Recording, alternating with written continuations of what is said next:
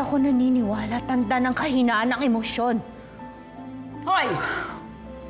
Huwag mo akong sasalungatin. Hindi ako magtatagumpay sa negosyong ito kung pinairal ko ang awa. Huwag mo kong tuturuan. Wala ka pang alam.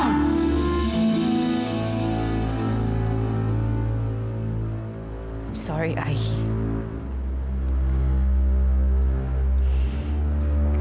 I'm sorry. Hindi po pa. Bakit po? Maganda yung property na yan. Prime property. Pero may problema. 4 na dekada, ilang henerasyon na nakaraan. Hindi kayang paalisin ng squatter dyan. Yun ang problema dyan. Maaari yung nabili na lupang yan. Siguro, pinanindigan na lang ng may-ari na pa-demolish yung squatters. Kung sino man ang may-ari ng lupa na yan, malaking pagkakamali. Sapagkat malas. Malas yung lupa na yan.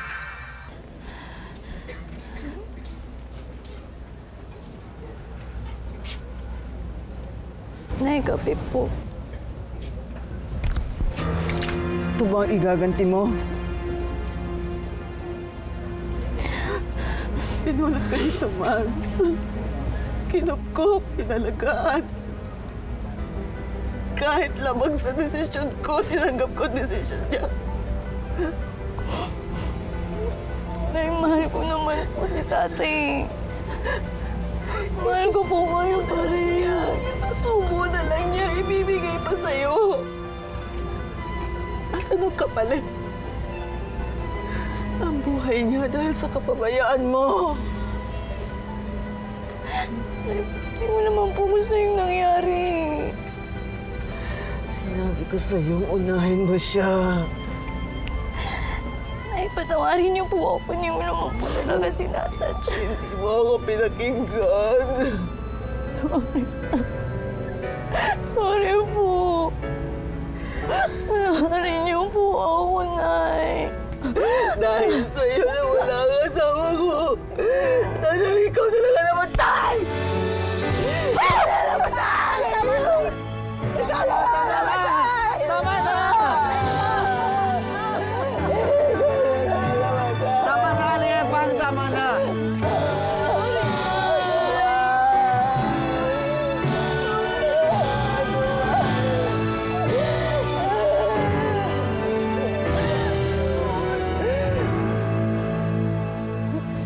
Ate Grace, sana hindi mo na lang ako tinulungan.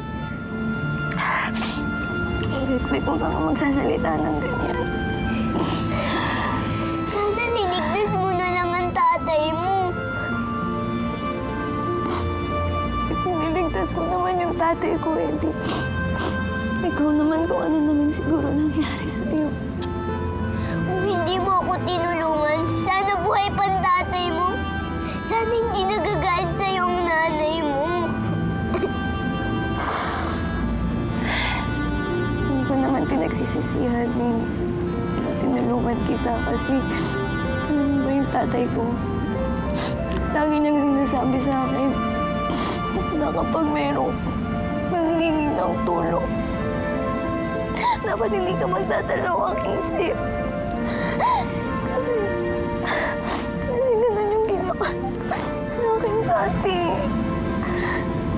Salamat, Ate Grace. Di bali, Ate Grace, sasabihin ko sa nanay at tatay ko sa langit na aalagaan nila ang tatay mo.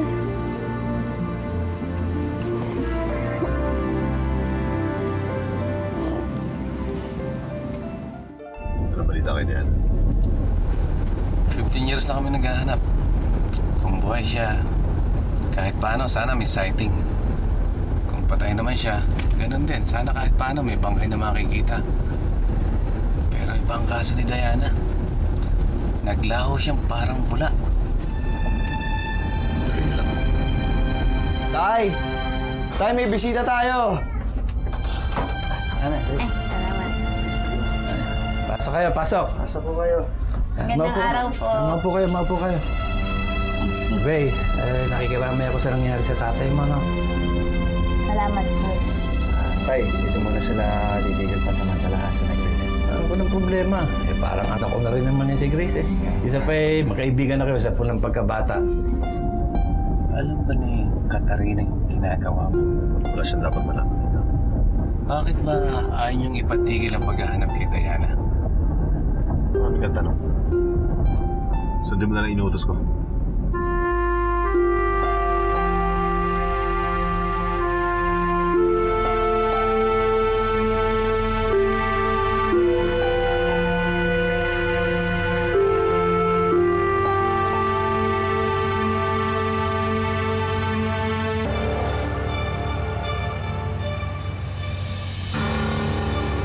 Hayop ka, Charles. 15 taon na ang lumipas pero hindi ko pa rin makalimutan ang ginawa mo sa akin. Pwede pa naman tayo magsama, hindi ba? Pwede pa tayo magsama, hindi. Hindi na pwede, Diana. Bakit? Analog ka sa inyo. At ako na ang asawa ni Charles. Nagdadala na ako. Magkakaanak na kami.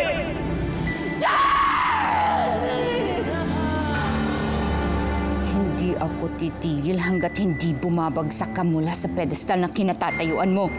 Ikaw, kasama ng buong pamilyang Wong. Hindi ako titira dito, Grace. Ayaw na kita makasama. Magkanya-kanya na lang tayo. Ay, Nay.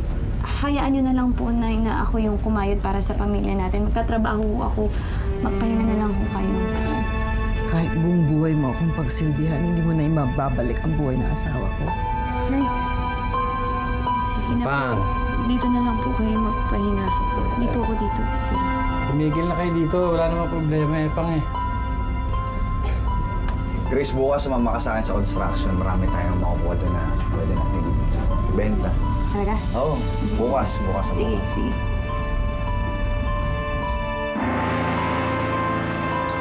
Talagang tinago mo pa yung litrato ni Diana. Mahal mo pa rin ba siya, Charles? May problema ba? Wala po. Alam mo, matunog ang balita na sa darating na eleksyon ng Metropolitan Chamber of Commerce, si George Wong daw ang mananalo para maging presidente. Opo. Ay naku, hindi pwedeng mangyari yan. Kaya nga po kailangan yung umattend ng mga meeting eh. Ay, alam mo namang hindi ako nag-a-attend para makita ako ng mga tao. Trabaho mo yan. Oo nga po, Ai. Kaya lang, kailangan na niyong pumosisyon sa komunidad. You have to win their confidence. Kung hindi, si George Wong ang mananalo. Mapipilayan ang negosyo natin. 15 years, Charles? 15 years! Ano ba talaga ako sa'yo? Boss, marinig ka ni Emerson. Emerson? Yun ba talaga concern mo? O ayaw mo lang talaga magsabi ng totoo? Gusto mo marinig? Katotohanan! Gusto mo ng katotohanan! 15 taon na wala kang ginawa kundi awayan ng totoo kay Diana. Walang araw na hindi ka nagselos. Tanda mo, Katarina. Inakasalan kita. Mas nakawain mo ako, dapat pagsintihan mo ako. Kapal din ang mukha mo. Kapal na ang mukha mo!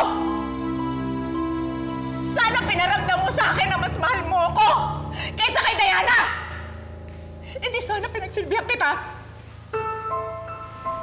Pag nag-attend ba ako, nakakasiguro ba akong mananalo? Wala pong problema. Well, I think you're right. It's about time na makilala nila kung sino si Helena C.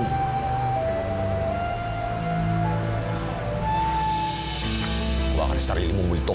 Multo? Ano to? Multo ba yan? Multo ba yan? Ma! Pa! Huwag na kayo mag-away. Please.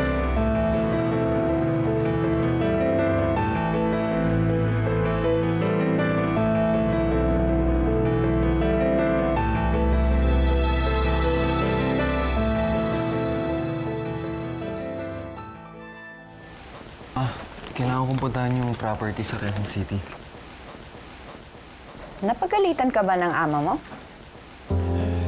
Sanay na ho ako. O sige, mag-iingat ka, ha? Kayo, anong lakad niyo? May mga kakausapin lang akong importanteng tao para makuha ko ang simpatiya ng Binondo Business Group para sa ama mo. Sigurado ako makukumbinsin niyo sila kaagad. After all, magaling na negosyante ni Ama. Kaya nga, we should learn from her, anak, eh. Pero sa tingin ko, hindi tayo magiging kasing galing niya ako sa negosyo. Bakit mo naman nasabi yun? Kasi wala tayong dugong Chino. Andrew, kahit wala tayong dugong Chino, mamanahin mo lang sa kanya yung business sense niya.